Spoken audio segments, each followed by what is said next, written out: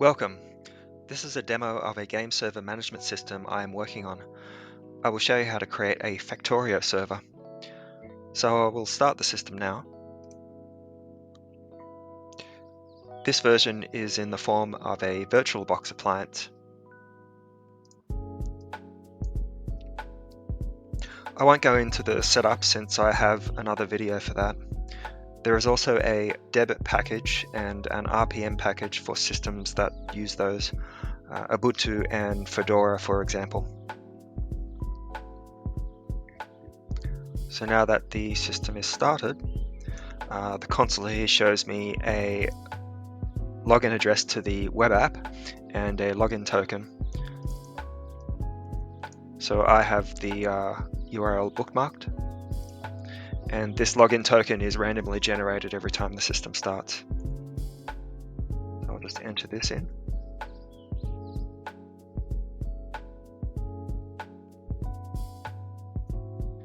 Login. So the home page here just has some basic system information. Also server link controls and server link config. This is the Discord bot, which I will show later. Now if I go to instances, this is where we can create new server instances, which are a container for a game server. So I'll select Factorio. Project Zomboid is also supported. I'll just give it a name, my factory. Create. So now the new Factorio instance has been created, but just first I'll quickly go to Discord. So you can manage your servers from within Discord as well.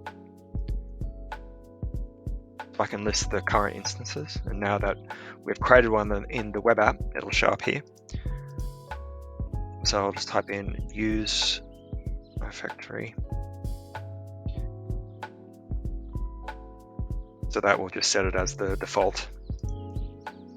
Now that it's the default, I can run the help command, just show all the commands that are available for that particular server instance. But I'll come back to this later.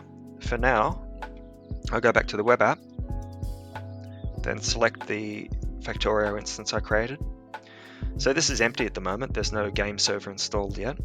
So if I go to deployment and expand that, I can hit the install runtime and confirm. Now it will download the stable version of the game server and install it.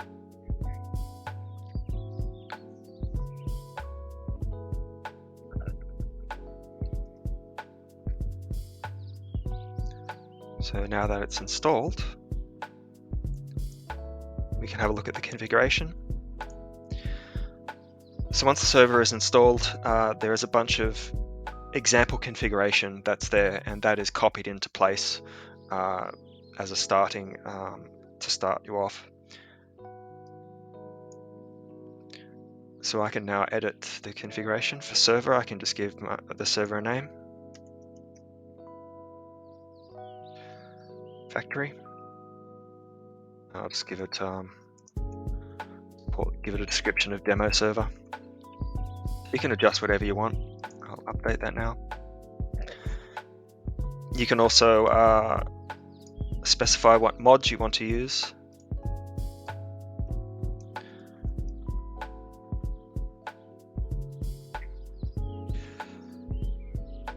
So you can put in, as an example, I'll use alien biomes just as one mod to demonstrate.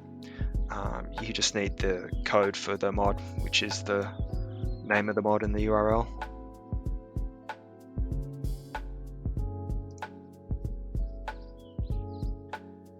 You also need to provide a username and token. Unfortunately with Factorio, when you install to download mods, you actually need to have your credentials and be logged in. So I will put my credentials in and skip the video because it's my personal credentials and save this. Okay, so now with the mod lists saved,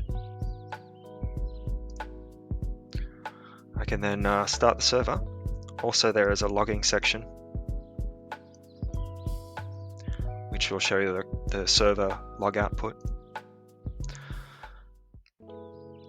So when you start the server, the game system will automatically synchronize the mods that you have in the mod list.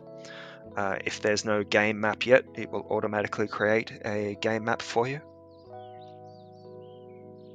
So it's creating the map now. And now it's starting the server. The server information is shown up here. So it's started, the version of the server, the IP, and the port. So now, if I go to Factorio, which I already have running, go to multiplayer, browse LAN games, it should show up. There it is.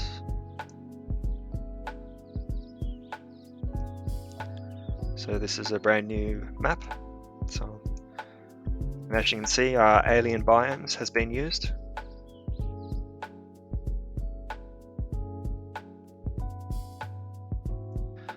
So now I can go to the web app again.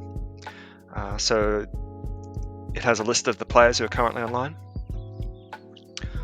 Also in the Discord, it gives you notifications when people join and leave the server. So I can quickly show you some of the other features of the Discord integration. You can get the server status information. So server is started, version and the connection information. You can also list the players.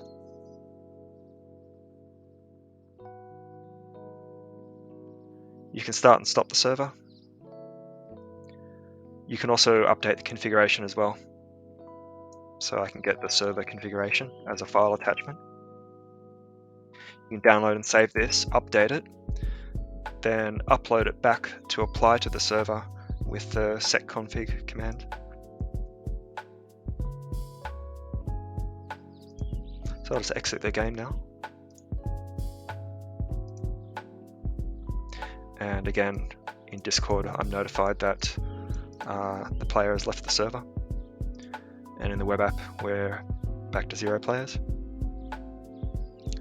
So just to demonstrate from Discord again, we can actually stop the server.